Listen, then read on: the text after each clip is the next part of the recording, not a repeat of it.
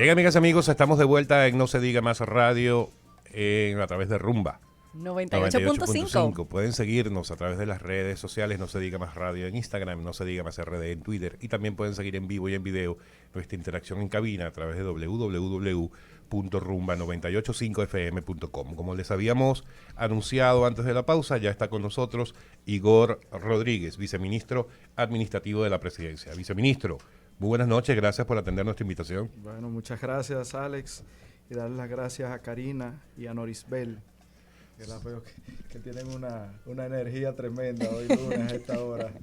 Pero tranquilo que no agredimos, somos tranquilos. Sí, ustedes tienen mucha energía. Viceministro, vamos a comenzar por el principio, ¿verdad? Por lo general y por lo obvio, y después vamos, ¿verdad? Recorriendo este camino del gobierno y de la política, y estoy seguro que va a ser una conversación muy agradable y que todos nuestros oyentes van a agradecer. Ustedes, evidentemente, cuando uno escucha viceministro administrativo y financiero, bueno, por ahí debe pasar absolutamente todo lo que tiene que ver con dinero del Estado y de la Presidencia de la República. Y ustedes ya tienen 18 meses en el gobierno, en una situación terrible desde el punto de vista económico, con pandemia, ahora con el tema de guerra de Ucrania. Estamos en un momento particular en el que el presidente ha tenido que anunciar nuevas medidas extraordinarias precisamente a raíz del tema, el conflicto bélico entre Rusia y Ucrania. Eso fue hace más de una semana. ¿Cómo vamos? ¿Podemos estar un poco más tranquilos de lo que estábamos hace una semana? ¿Tenemos que seguir a la expectativa y pendientes? ¿O nos preocupamos más de lo que estábamos hace una semana? Pues la verdad es que nos ha tocado administrar crisis. Esa es la realidad de lo que ha pasado en estos 18 meses. Y a partir del último anuncio de todas las medidas que el presidente le comunicó al país, pues evidentemente que las variables internacionales, que son también las que afectan estas variables locales que nos impactan a nosotros, no son distintas. En situación normal, antes de que se desatara el conflicto entre Rusia y Ucrania, teníamos una incertidumbre enorme porque rebasamos un coronavirus que nos mantuvo a todos en nuestras casas, que luego, lógicamente, en el caso nuestro dominicano, en medio de un proceso electoral para colmo, dentro de los cuales también tuvimos un aborto de una de las elecciones, tuvimos que salir a un proceso de campaña para luego un proceso electoral y una toma del poder, cuando ya teníamos y recibimos un presupuesto agotado por el partido de gobierno de la época, que en sus intenciones de perpetuarse en el poder, evidentemente nos dejó a nosotros un presupuesto consumido. Nos vamos en una incertidumbre a un año en el que todavía estábamos en medio de un debate sanitario por la situación del coronavirus. Para cuando llegamos al poder solo sabíamos que si teníamos o no coronavirus por una prueba, no existía una vacuna, no existía otra cosa más que el protocolo conocido. Ya el año siguiente la batalla del gobierno por un tema de vacunas, y el mundo envuelto en una incertidumbre en sentido general. Países como el nuestro, del tercer mundo, se siente aún más esas incertidumbres porque no tenemos esas economías para poder enfrentarnos a todas esas crisis, a esas incertidumbres. Sin embargo, el gobierno dominicano, en medio de toda esa dificultad, habiendo recibido un Estado con presupuesto consumido, una crisis de credibilidad en general en la sociedad, tuvimos que enfrentarnos a gobernar para darle paz, tranquilidad a esta nación.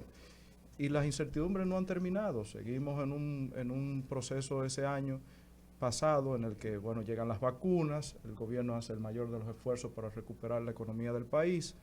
Estamos envueltos en un debate como sociedad de no sucumbir, sino restablecernos, tratar de restaurar la dinámica que nos caracteriza a los dominicanos. Se comienzan a recuperar los empleos y bueno, estamos viviendo al final de año una época un poco más positivo con relación a la incertidumbre general.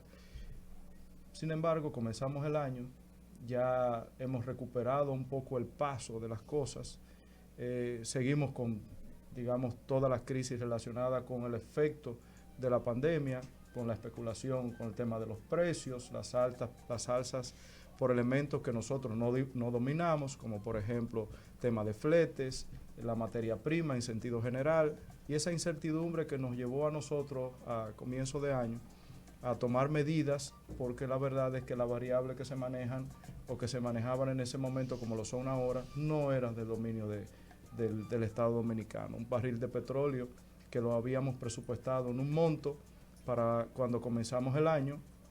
Recordamos que el gobierno anunció que estaba en promedio por semana teniendo que subsidiar más de 500 millones de pesos solo por el hecho del consumo del combustible en la República Dominicana. La proyección para final de enero superaban los 2.000 millones de pesos, y cuando entramos en febrero con el precio del barril de petróleo, la proyección para esa época eran de más de 35.000 millones de pesos que tendría el gobierno sin presupuestar que buscar para poder enfrentar, no traspasarle directamente eso a los consumidores. Sin embargo, cuando todo parecía que esos problemas eran enormes, se desata una crisis en el mundo provocada por un conflicto armado entre Rusia y Ucrania, aún para empeorar más las cosas, porque son países productores de una materia prima que son base para muchas cosas en el mundo, pero especialmente la alimentación básica.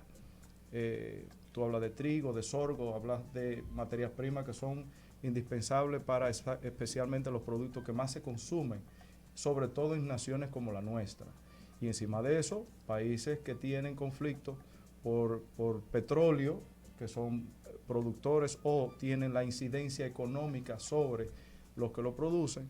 Entonces, lo que era un barril de petróleo pensado en 40 y tantos dólares, que para el presupuesto del año pasado se pensó en una especie de colchón que nos evitara a nosotros entrar en una crisis en caso de que fuera muy inestable el precio del petróleo, porque variable que no dominamos, insisto, pues se disparó, y para la séptima semana del año, ya nosotros teníamos un barril de petróleo que superaba los $110, llegó a costar 124, 125 dólares el barril, y evidentemente que en sociedades como la nuestra, en medio de tantas incertidumbres que hemos vivido los últimos 2 años, eso fue una de las peores noticias. ¿Hemos superado eso? De ninguna manera. El mundo no lo ha superado. El conflicto entre Rusia y Ucrania se mantiene. Los precios están alterados en todas partes del mundo.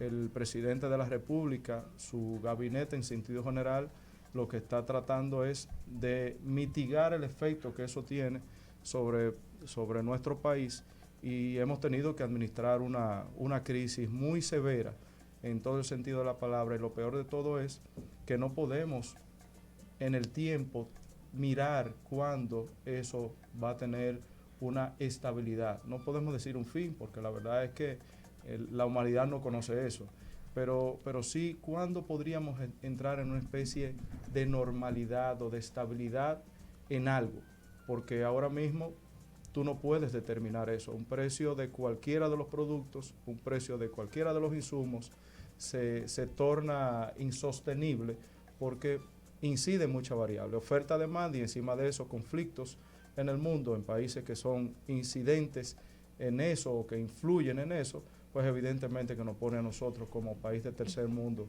en ánimo de superarnos en una situación difícil. Definitivamente les ha tocado gobernar en tiempos difíciles, y a propósito de estas medidas anunciadas por el presidente y de las que usted bien nos comenta, a mí particularmente me preocupa la sostenibilidad de las mismas, porque como usted dice, no sabemos cuándo esto se va a acabar. Mientras tanto tenemos estas medidas paliativas, pero ¿a qué tan largo plazo son sostenibles?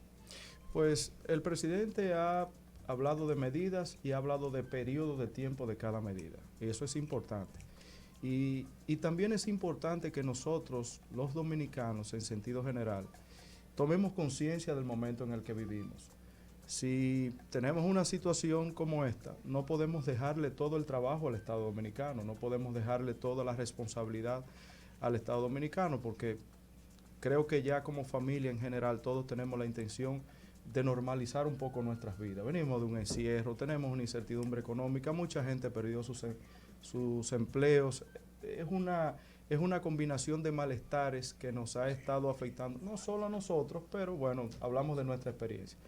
Ahora, ¿cuánto puede durar eso en el tiempo? Es una respuesta que no la tiene el gobierno dominicano, no lo tienen los líderes mundiales, pero sí es algo con la que todos nosotros deberíamos tomar conciencia.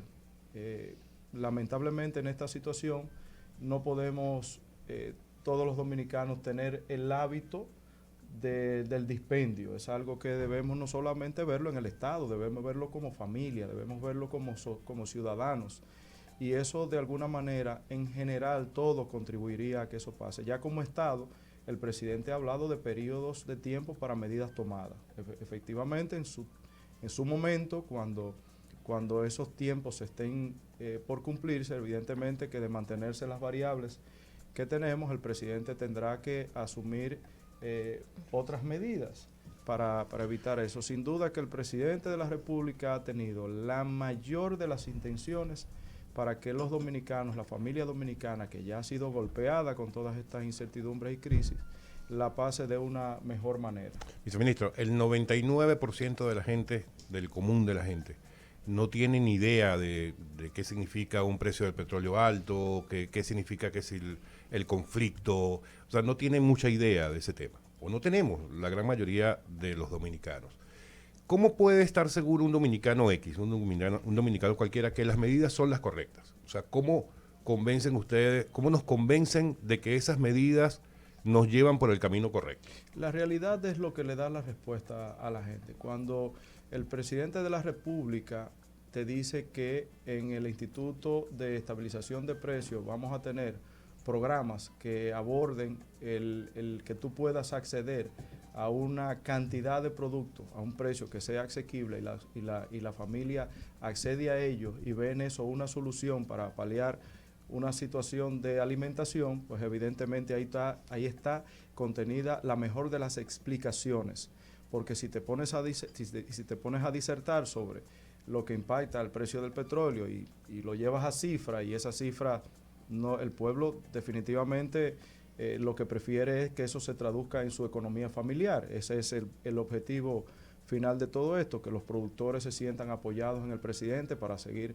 en la producción, que el pueblo pueda acceder a los productos básicos de una manera aún más económica, ampliar los programas sociales, que son unas de las medidas. Cuando el presidente accedió al poder o al gobierno, lo primero que hizo fue cumplir con su palabra de duplicar lo que ya existía como plan social. Ahora lo que está diciendo es que lo va a ampliar, que va a ampliar su base para que más personas puedan tener acceso a eso, y eso es lo que la población realmente entiende. Cuando eso se traduce en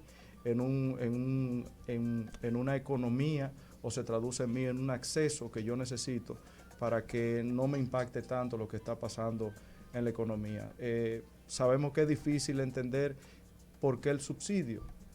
Traducirle directamente el precio significa que lo que compras hoy, por el valor que compras hoy un galón de gasolina, pues estaríamos hablando de que tú tendrías que pagar, del gobierno no hacer eso, probablemente hasta más de un 50% en dinero de lo que lo compras hoy. Y eso tiene un impacto para el Estado, porque tienes que salir a buscar un dinero para algo que no está presupuestado, pero también debemos tomar conciencia de que cada vez que consumimos un galón de combustible, y por eso la importancia de la conciencia en el uso de todos los recursos que tenemos en las manos, independientemente de que lo puedas pagar, le estás quitando la oportunidad al gobierno de hacer una inversión probablemente importante en otras áreas, y si lo pensamos de esa manera, probablemente de manera colectiva, de forma colectiva, todos podríamos hacer que el momento sea menos difícil de lo que ya realmente es. A mí me preocupan dos cosas. Eso que usted está planteando, o sea, es perfecto o se ve perfecto, pero ¿de dónde se va a sacar los recursos, por ejemplo, para subsidiar todo esto?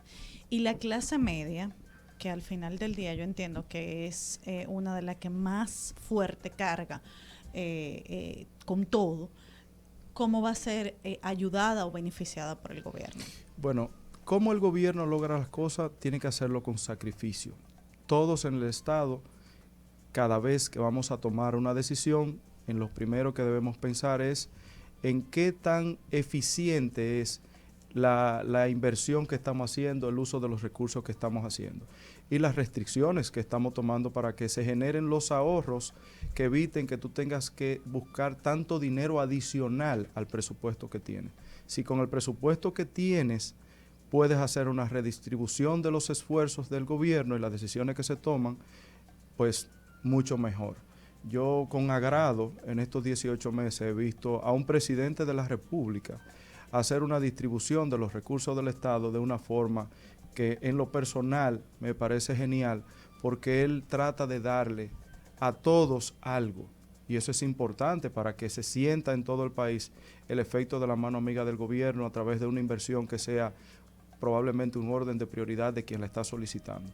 Pero en la medida en que tú razonas en el gasto, que tú lo limitas, que tú no estás, no tienes que dejar de gobernar, no tienes que dejar que las cosas se vuelvan una bola de nieve en una sociedad que está llena de precariedades y necesidades reales.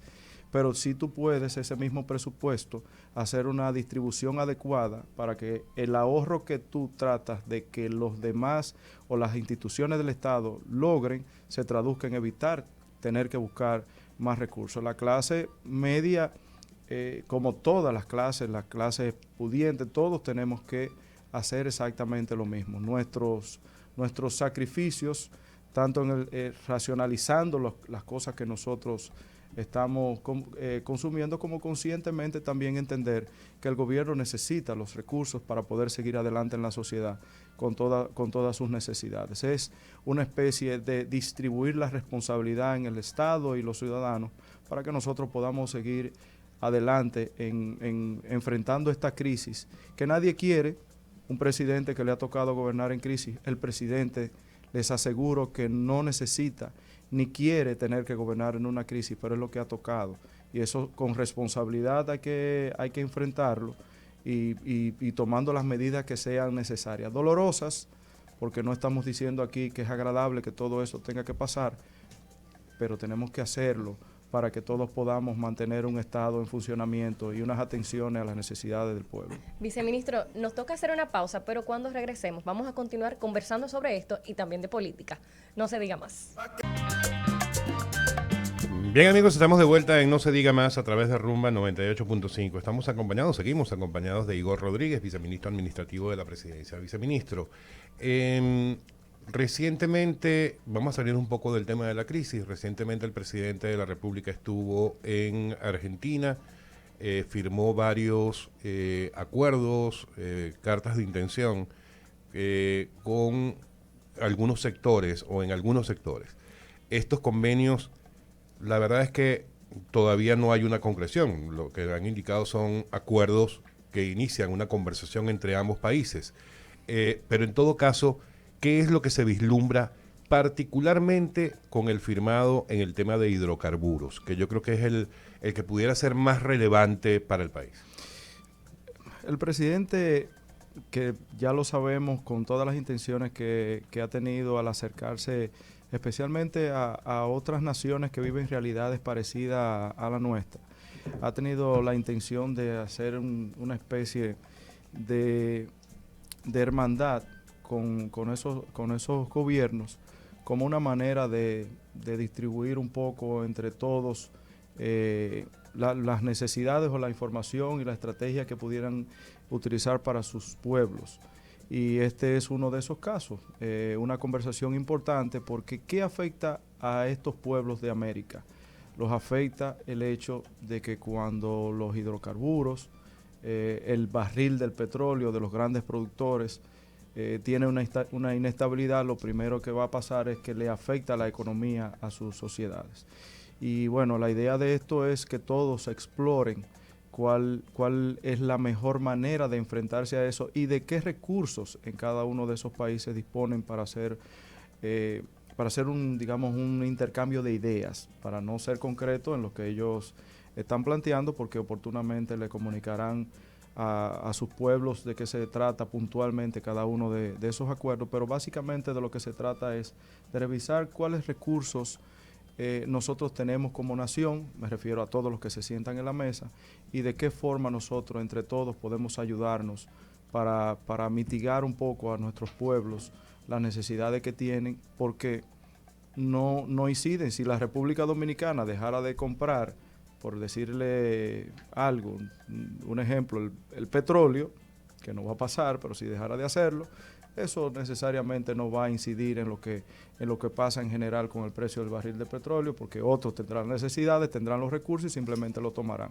O sea, es básicamente cómo nosotros, frente a lo que no dominamos, a las variables y elementos que no dominamos, cómo nos hacemos entre todos, digamos, la distribución de las ideas para ayudar un poco a nuestros pueblos.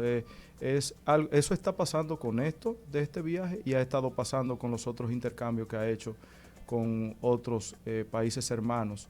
E incluso hemos recibido aquí visita de otros presidentes, los recibimos en Puerto Plata y se hablaron de otros temas que más bien es buscando la manera de intercambiar de qué disponemos para que nuestros pueblos se beneficien mutuamente. Bueno, muy bien. Vamos a entrar en materia. Vamos a tener que ir, pero antes de entrar a la política, y vamos a introducir la parte política con el tema de las reformas. El presidente desde su campaña fijó su posición con respecto a la necesidad de institucionalizar de nuevo o reinstitucionalizar el país. Y habló de una serie de reformas que iban a ser necesarias empezar a discutir una vez que él llegara al gobierno.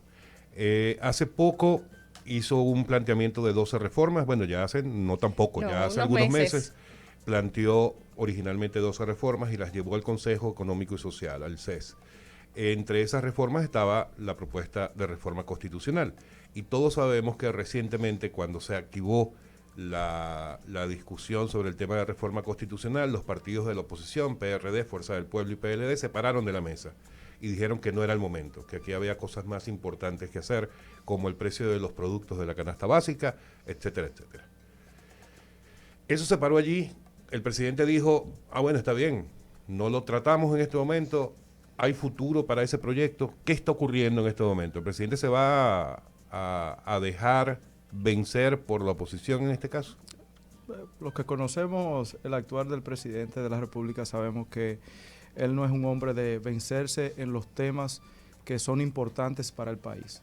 Entendemos que hay una clase política que no querrá que esas cosas se conversen, pero la intención del presidente de la República y en este caso de los que han colocado eso sobre la mesa es darle las garantías que necesita la Constitución de la República y necesitamos nosotros como sociedad para poder continuar con una Constitución que sea fuerte.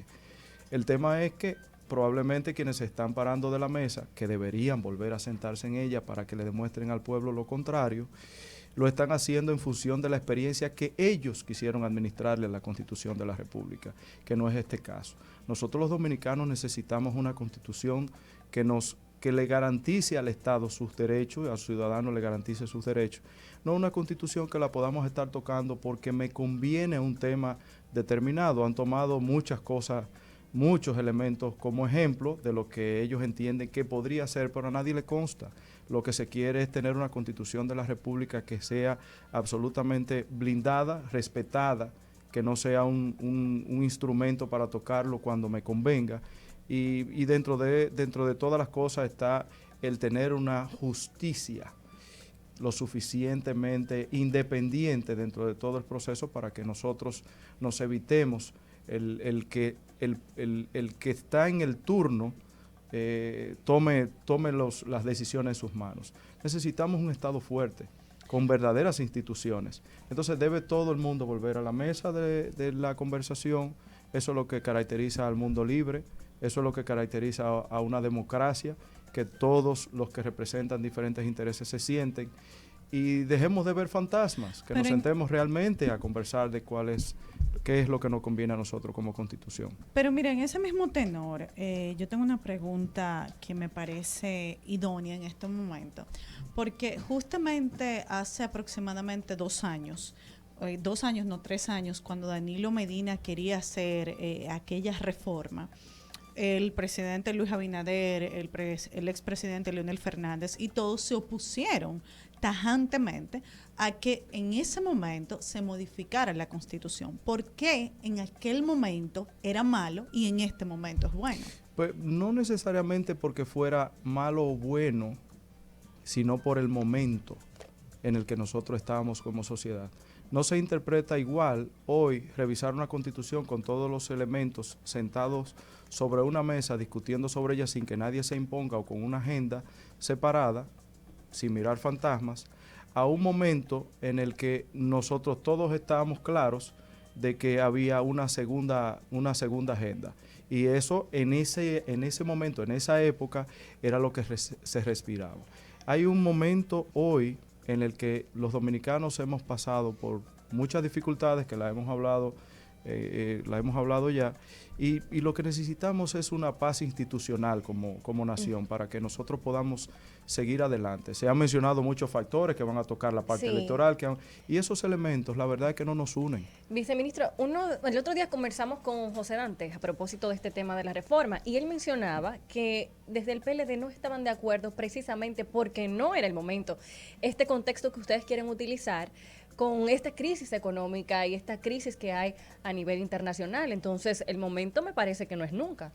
Bueno, es lo que podría cada sector interpretar, pero la verdad es que si lo que estamos hablando es de una crisis, queremos fortalecer la institucionalidad de un país, es el momento adecuado. ¿No hay otros métodos que no sea, pues, modificando la Constitución? Bueno, depende de la decisión que vayas a tomar. En la Constitución Dominicana hay elementos que de otra forma tú no lo puedes hacer. No lo puedes hacer por un decreto, no lo puedes hacer porque si de eso se tratara, pues evidentemente, probablemente no estaríamos sentados en una mesa de conversación. El Estado, el gobierno, el presidente de la República ha querido que la sociedad participe como debe ser. Es lo correcto. Y si tienes una opinión disidente, pues está bien. Y si te quieres parar de la mesa, la democracia te lo permite. Pero el pueblo lo que realmente necesita es que se converse y que comiencen por los puntos que los unen. Si es que hay alguno que lo desune, pues que sea al final, para que nosotros logremos fortalecer nuestro instrumento magno, que es la Constitución de la República, y no lo estemos tocando porque en un momento determinado, en una coyuntura, nos conviene. Eso debería ser sagrado y debería tener un contenido que represente a todos los dominicanos en todas las instituciones, a través de todas las instituciones que nos dirigen. Lo que le decía yo en lo personal a Dantes en su momento, creo que fue Dantes que se lo decía, que si no era más lógico mantenerse allí y discutir lo que ellos, o tratar de impedir lo que ellos dicen que va a ocurrir, porque ellos dicen, no, es que hay una agenda detrás. Bueno, pero mantente en la mesa discutiendo, te están dando la oportunidad para discutir, trata de impedirlo desde la mesa. Pero pararte de la mesa es como... O conversa lo que los unen, porque no necesariamente, si hay una intención de agenda diferente, va a florecer. Lo importante es que se converse sobre esos elementos que nos unen. Por eso el pueblo toma esas decisiones en un momento determinado. Se cansa de que alguna clase, cualquiera que sea, en este caso la política, se cansan de que no se puedan incluso sentar en una mesa. Lo que pasa es que también, y aquí voy a decir algo con lo que Karina va a estar de acuerdo porque lo dice todos los días. A ver. Y es que probablemente ha faltado una buena comunicación por parte de del gobierno, por parte del Ejecutivo, que es quien está planteando esta reforma constitucional. Y lo digo ¿por qué? Porque muy probablemente es mucho más fácil decir qué podría seguir ocurriendo en un futuro cuando ya el presidente Abinader no sea el que por buena voluntad pone a un procurador general independiente. ¿Qué pasaría si no se logra efectivamente el cambio de la Constitución que él está proponiendo para blindarla y para que el Ministerio Público sea realmente independiente? Usted me lo puede decir. ¿Qué es lo que pasaría una vez que el presidente Abinader entregue el poder y ya Miriam Germán no sea la Procuradora General? Seguirá siendo, como lo establece la Constitución y las leyes, una decisión del Ejecutivo del momento. Si ese Ejecutivo del momento tiene el perfil del presidente hoy de la República, pues evidentemente querrá que haya una justicia independiente, porque es lo que le conviene a la sociedad. Pero si no tiene ese perfil, como lo hemos tenido anteriormente, entonces lo que vamos a tener es una institución que va a ir dirigida por las decisiones que tome ese ejecutivo. ¿Qué quiere la sociedad? ¿Quiere el perfil del que decide sobre la justicia o quiere el perfil de una justicia del que quiere una justicia independiente para que pueda tener el pueblo sus derechos garantizados? Es un tema de qué es lo que conviene, nos conviene como sociedad. Y ahí estaría contenida la respuesta. Si yo le preguntara a ustedes, ¿qué prefieren? ¿Un presidente que domine y manipule la justicia en la República Dominicana o quieren que haya independencia en la justicia? ¿Qué ustedes responderían? Y si la mayoría responden por una de ellas, si la mayoría de ellas responden por eso, los partidos políticos que se deben a la gente y que se deben a la lógica de una continuidad en el Estado, tienen que sentarse en la mesa y conversar sobre eso. Porque el pueblo en mayoría hoy lo que está pidiendo es que se sienten a conversar de las cosas que nos unen, no de aquellas cosas que son un fantasma que tú no puedes determinar, que no puedes demostrar. Entonces es una responsabilidad de los partidos políticos, de sus líderes, hacerle caso al sentimiento general de la gente, que está pidiendo tener un Estado más transparente, que está pidiendo tener un Estado, una sociedad con mayores niveles de garantías. Eso es lo que pide la gente, eso es lo que quiere la gente. Que no haya corrupción, que no haya incidencia, que no haya una aplicación de fuerza, impunidad, que es una de las cosas que se buscan en tener una justicia independiente. Y si la mayoría del pueblo quiere eso, pues están los políticos, yo diría que obligados a sentarse en la mesa del diálogo y darle a este país lo que le está pidiendo a gritos en mayoría. Me gustaría que pongamos el foco de la conversación ahora en lo que está pasando a lo interno del PRM a propósito de la convención de delegados. ¿Cómo va este proceso? Pues el proceso va muy bien. Nosotros, 7 años de fundación, todo el mundo sabe que tuvimos que tomar una decisión muy difícil hace 7 años de abandonar la vieja casa, una institución con una historia que para defender la democracia de la República Dominicana ha tenido que derramar muchas lágrimas, pero también mucha sangre, porque no olvidemos que cuando este país necesitaba tener su libertad, nosotros fuimos capaces de enfrentarnos a imperios en momentos determinados para nosotros tener la libertad de la que hoy disfrutamos, y ha sido un proceso muy doloroso en el camino que desafortunadamente, precisamente por esa situación de no tener una justicia que fuera dominada por la independencia, sino que vivíamos en una decisión que tenía que ver de otras latitudes, no pudimos garantizar la vida democrática del PRD, nuestra vieja casa, y tuvimos que formar un PRM hace 7 años. Hace 4 años se dio una convención que dio como resultado a nivel nacional a los presidentes José Ignacio Paliza y secretaria general a Carolina Mejía. Un proceso que fue ejemplar, que lo vivimos y que hizo que tuviéramos una dirección política a nivel nacional, que luego esa dirección política encabezada por ellos y otros muchos compañeros con un valor y con un nivel político importante, provocaron que en aquel momento el candidato presidencial Luis Abinader se convirtiera en el presidente de la República. Hoy tenemos un miembro del Partido Revolucionario Moderno que es el presidente de la República. Han pasado 4 años desde ese proceso y ahora toca hacer un proceso para la convención del partido. El partido en la modificación a los estatutos aprobó que existían 3 formas, que son legales, legítimas y democráticas. Una de ellas es la del voto directo, una la de asamblea de delegados y otra la de dirigentes. El partido le encargó a una comisión que diera un informe sobre lo que entendía que era lo mejor para eso y decidió que fuera de delegados y se la propuso a la comisión ejecutiva, quien a su vez tendrá que pasarla al organismo que, convocando a todos los delegados, apruebe finalmente el método que se va a escoger, la ruta crítica y demás. El partido está en un momento en el que han pasado 4 años desde su convención. Cuando esas autoridades ganaron, el partido, todos recordarán que tenía un 16%, hoy marca más de 45% como marca, o sea, es además de todo el partido más grande del sistema político de la República Dominicana y el partido oficialista. Y hoy nos toca hacer ese proceso. Y nosotros, los que hemos atravesado todo este camino en la línea del frente de batalla, lo que queremos es que todo transcurra de la mejor manera posible. La democracia no es la que yo interpreto, la democracia es lo que es. Esos son los 3 métodos aprobados en los estatutos de nuestro partido.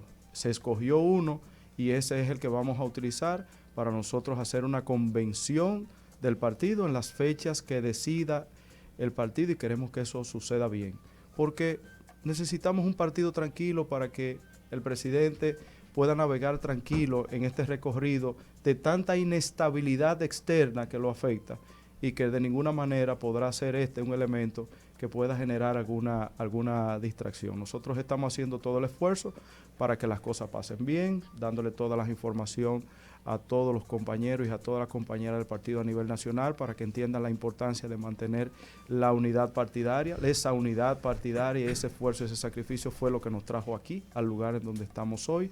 Evidentemente que quedan muchísimas cosas importantes que nosotros queremos hacer para esta sociedad, pero el partido político es la zapata que ha creado todo esto que nosotros hemos logrado hasta esta fecha, y de ninguna manera nadie, absolutamente nadie a nivel nacional, miembro de este partido, puede tener otra intención que no sea la de un éxito total de este proceso que el partido está organizando para que haya una continuidad en la democracia interna del partido y que sea traducida también a la sociedad. Viceministro, usted se gastó todo el tiempo y nos dejó como 25 temas de los que no hablamos. Somos vecinos, si usted quiere yo puedo volver en cualquier momento. Muchas gracias por haber atendido a nuestra invitación del día de hoy, el viceministro administrativo de la presidencia, Igor Rodríguez. Muy buenas noches. Muchísimas gracias por la invitación. Karina Norisbel, se nos fue el tiempo. Despedirnos ya. ¿Será Y hasta el lunes mañana? se nos fue como rapidito. Ah, ¿viste? Tan- Así será la semana completa. Espero que sí. Amigos, no se diga más. Bye, bye.